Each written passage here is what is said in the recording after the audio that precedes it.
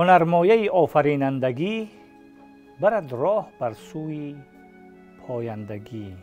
درود و پیام های فراوان بینندگان ارجمند تلویزیونی سینما، نشر نوبتی برنامه آفرینندگی است منظور شما.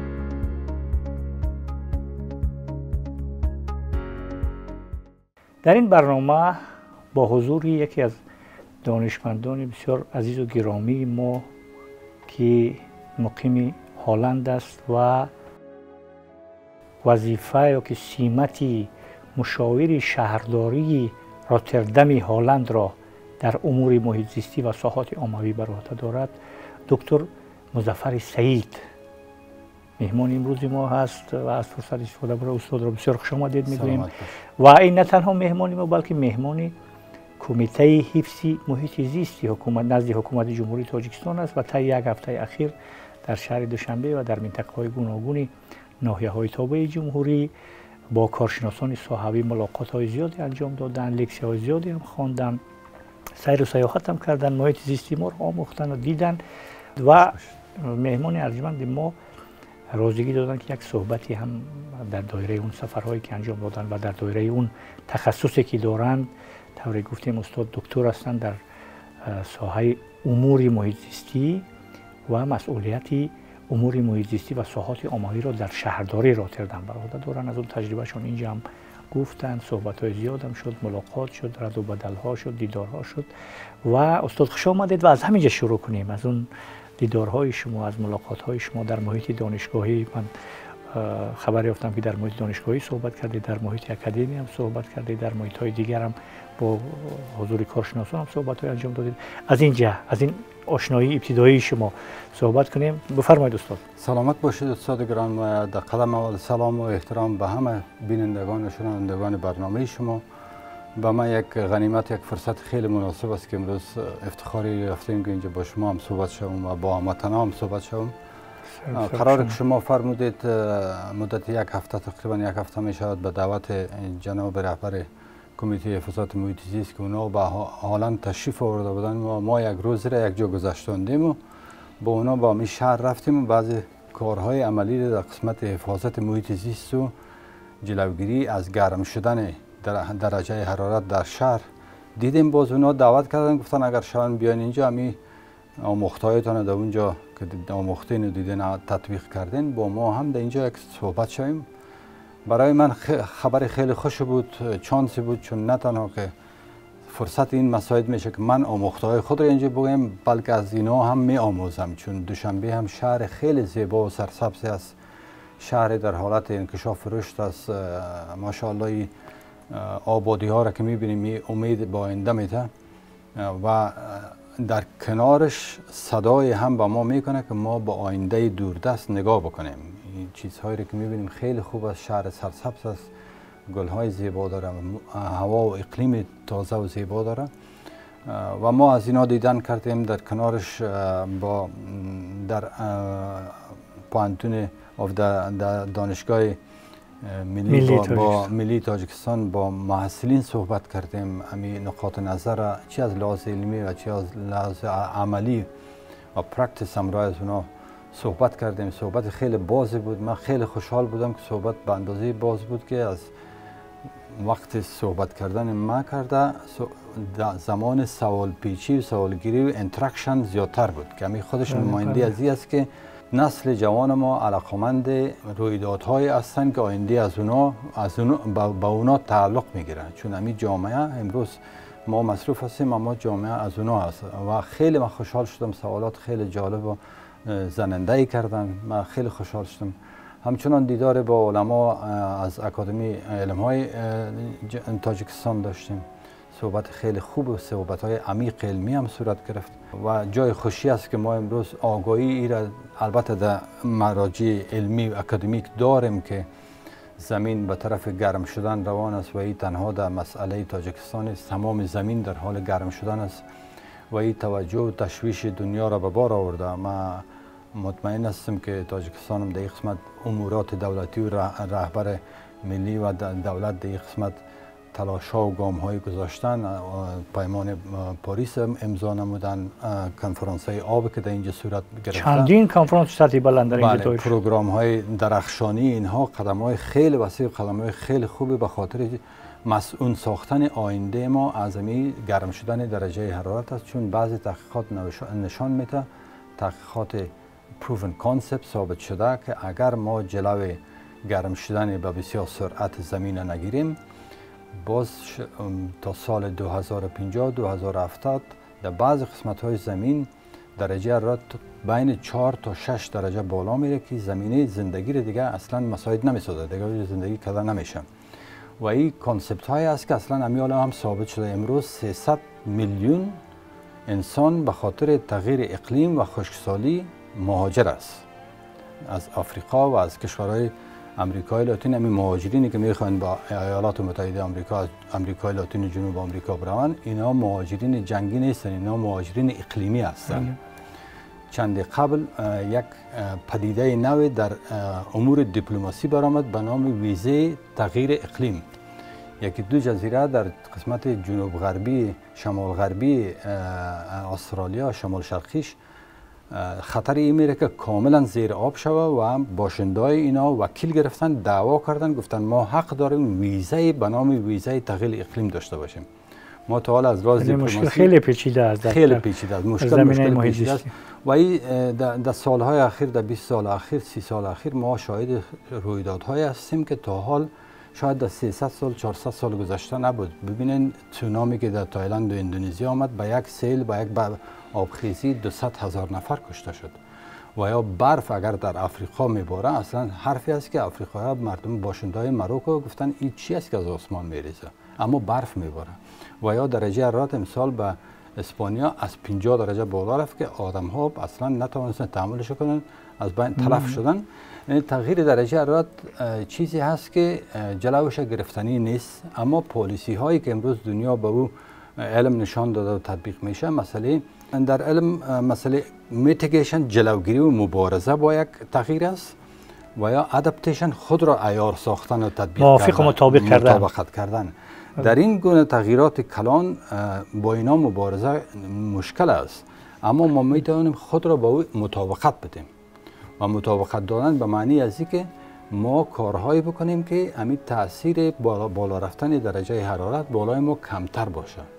یکی از راههایی که در روتردام در شهر هالند ما با او کاملا باور داریم و نتیجه هم داده است، همین ازدیاد سرسبزی و کبوتی به سطح شهرها، به سطح کوچه ها و به سطح محله هاست. در این محیط ما که آمدید تا یک هفته اخیر با مسئولین مامورین کمیته های دخلدار و مقامات دخلدار صحبت کردید، با محیط دانشگاهی صحبت کردید، با دانشجویان صحبت کردید، با محیط اکادمی ما صحبت کردید، با محیط های کارشناسی صحبت کردید. اصلا چی گونه موضوع ها بررسی شدن و چی چیزهای شما رو در این حوزه ما، در حالت محیط زیستی ما، همچون یک کارشناسی که تجربه زیاد دارید، در شهرداری هم در همین امور سالهای سال کار میکنید، در دانشگاه هم درس میدید، چی برنامه ریزی هایی هستند که ما میتونیم اونا را دنبال کنیم در تاجیکستان و چی مشکلاتی هست که اونا باید رفع شوند به نظر شما همچون یک کارشناس؟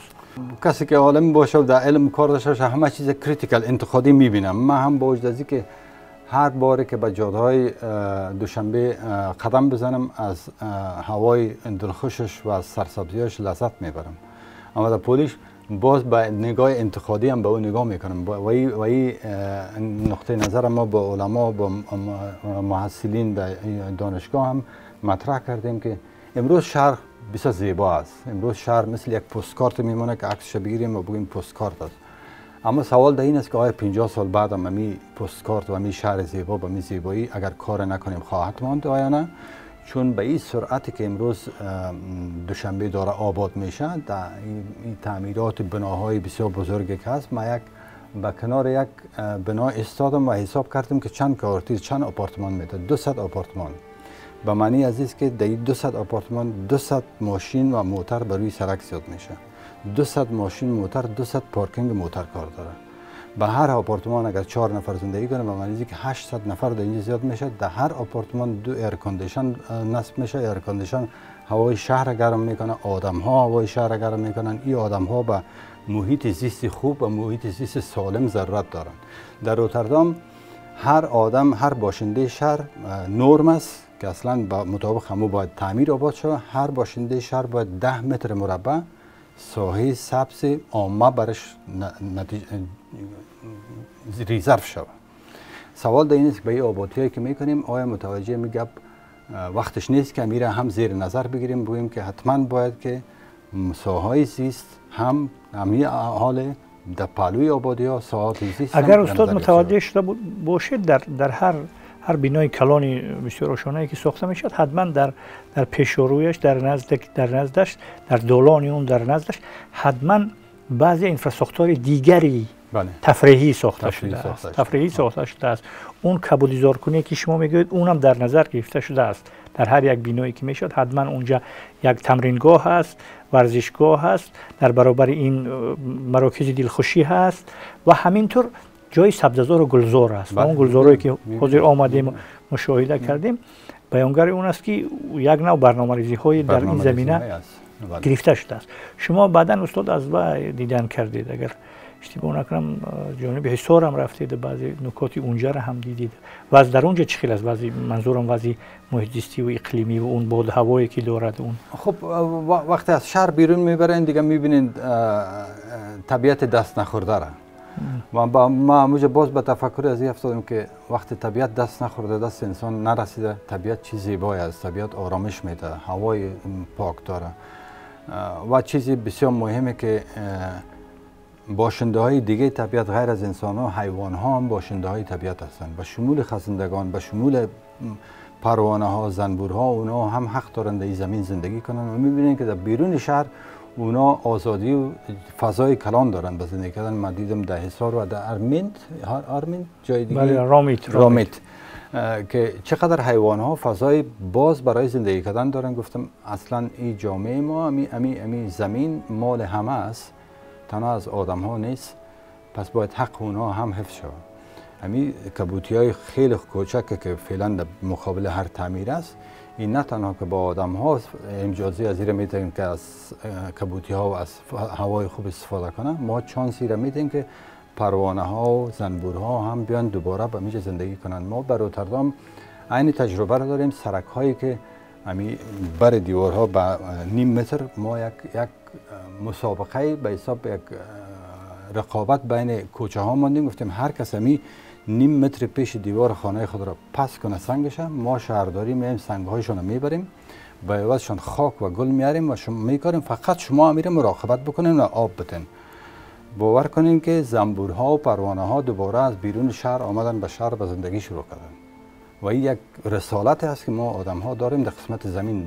در غیر از این بای دایورسیتی که میگن، کانسپت بای دایورسیتی از بین میره. امروز جمعیت زنبورها در آلمان، در جرمنی به اندازه کم شده که یک کشتن زنبور 1400 یورو جریمه داره، چون جمعیت زنبورها کم شده صرف به خاطر از اینکه ما ساحه زندگی رو به اونا تنگ ساختیم.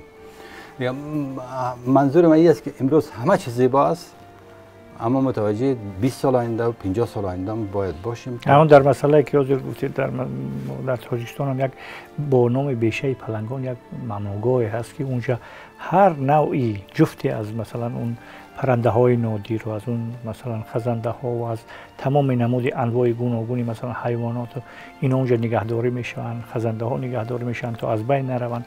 سر این مسئله هم کمیته که شما با اون همکاری کردید، کمیته حفظ محیط زیست که نزد حکومت جمهوری تاجیکستان برنامه‌ریزی های در این زمینه دارد و حتما در فرصت های من بعد که اومده اینا را هم میبینید. موضوعی که حاضر صحبت آغاز کردید مناسبت ما با طبیعت است. بله. ما هم یک جزء طبیعت هستیم. بله. مناسبت با طبیعت است، نگهداری اون عناصر دیگری طبیعتی غیر انسان هستند. بله. حیوانات و نباتات و جمادات و اینایی هستند. بله. اونا را داخل کنید. اکنون استاد با مثلا کارشناسان صحابی هم برنامه‌ریزی هایی کردید، صحبت هایی شد انجام گرفت و خود شهر هم گوشه های گوناگون شهر هم سیر و سیاحت کردید، دیدید.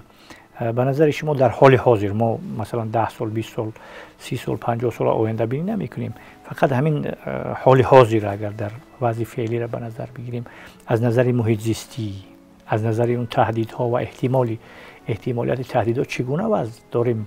همین دوشنبه امروزی ما حالت امروزش اگر گیم آیا میتواند با همین شرایطی که داریم، با همین مثلا کبودی دارکنی زیاد رفته ایستاده جریان است که مثلا از ماه مارس شروع می شود، همین که ماه مارس شروع می شود تا مثلا تا همین دوره یک دوره کبودی دارکنی، نیهال شینانه، درخت شینانه و اینا به حکم عنعنه در آمدن، اینا سنت شدن. چندین سال شد که اینا پای در هم به طور متواتر ادامه می یابند.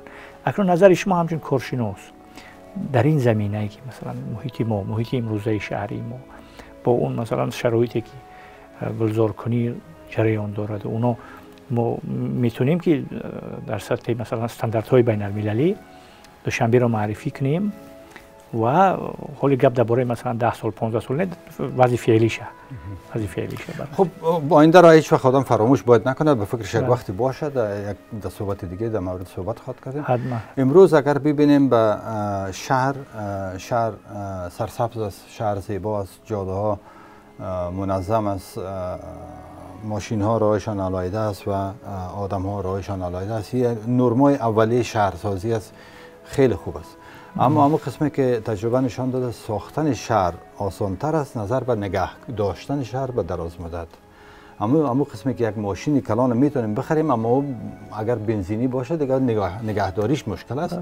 ما شهر زیبا ساختیم، کوشش کنیم که شهر زیبا نگه داشته شود. به یک موضوع خیلی خوب اشاره کردید که همین کبودیکاری، سبزسازی در هر سال یک عنعنه شده. یکی از چالش ها و چالش های کلان جوامع و شهرها مسئله اویرنس مسئله آگاه سازی است. کمی همه آگاه باشن که دیگه وقت بهار که شد ما شروع کنیم به سبزکاری. ما شخصا به این نظر هستم که این تنها وظیفه دولت نیست که کار بکنه. همه آدم ها و می رسالت داریم که از یک طرف ساحه را برای خود سبز بسازیم، نازنین بسازیم و از طرف دیگه با سبز ساختن ساحه را به باشندگان دیگر زمین هم مهیا بسازیم.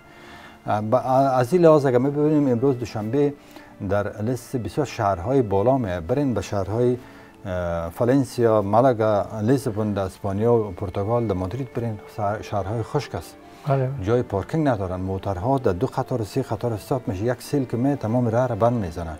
اگر با او مناسبت کنیم شهر جوان، شهر سرسبز و شهر نوجوان تازه است. اگر به این مقایسه کنیم در جمله شهرهای سستینبل میگن، شهرهایی که به حساب انجورینگ میگن، شهرهای دوراندیش، شهرهای سبز است، یعنی شهرهایی که انرژی منفی کم استش نظر به انرژی مثبت، انرژی سبز بیشتر از نظر به انرژی نسواری که به اصطلاح انرژی منفی است. با او اساس فعلا در قطار شهرهای تاپ دنیا می به اصطلاح، خصوصا در آسیا بسیار شهرها به کپیتالای بسیار کشورها سبز نیستن، اینجا سبز است. اما سوال دیگه است که سبزی باید یک استراکچر داشته باشه، به می رقم نگاه داشته شود و نسل به نسل انتقال بیفته. مسئله اویرنس همین عنعنه آگاهی سطح آگاهی های اجتماعی، شرط اساسی مسئله آگاهی های اجتماعی است که همین عنعنه‌ای که شما گفتین این عنعنه عام شود. بله اینم مشروعیت پیدا کرد. تشکر زیاد استاد. یک نکته دیگری که در شما یادآور شدید در محیط دانشگاهی اون سال جوابی که بین نسل دانشجوی ما با شما شده، مثلا نسل محیط علمی اکادمی ما که در انستیتوی کیمیایی به نام نیکیتین هم صحبت هم کرده و در محیط های کارشناسی با کارشناسا بیشتر کدام نوعی سوال ها و اینا مطرح شدن و شما را به صفت یک کارشناس ارشدی صحوی جلب ساختن؟ چیزی که اصلا به من بسیار خیلی امیدوار کننده و خیلی موضوع بال کشتن به اصطلاح صحبت ما با جناب معاون اول وزیر معارف علم بود و اونا با یک موضوع همراه ما هم نظر بودن و صحبت کردیم که اصلا همین مسئله محیط زیست به صفت یک مضمون باید در مدارس درس داده شود. همین گونه فن داریم ما. فن محیط زیست اکولوژی به نام اکولوژی درس داده میشه سال. اما به این زبان عادی که ما فرضاً متماتیک را از یک جمع یک مساوی به 2 می شود، اگر بگوییم که 1 متر سبزی کبوتی چقدر تاثیر مثبت به درجه حرارت دارد، به این زبان اگر امی مضامین اگر درست بسازیم این تاثیر خیلی مثبت برای آگاهی همه میسازن، چون آینده به دست مو بچه هاست. و سوالاتی که در امرای محصلین خیلی سوالات جالب را از دانشگاه ملی برخواهیم. در اونجا از همه رشته ها بودن.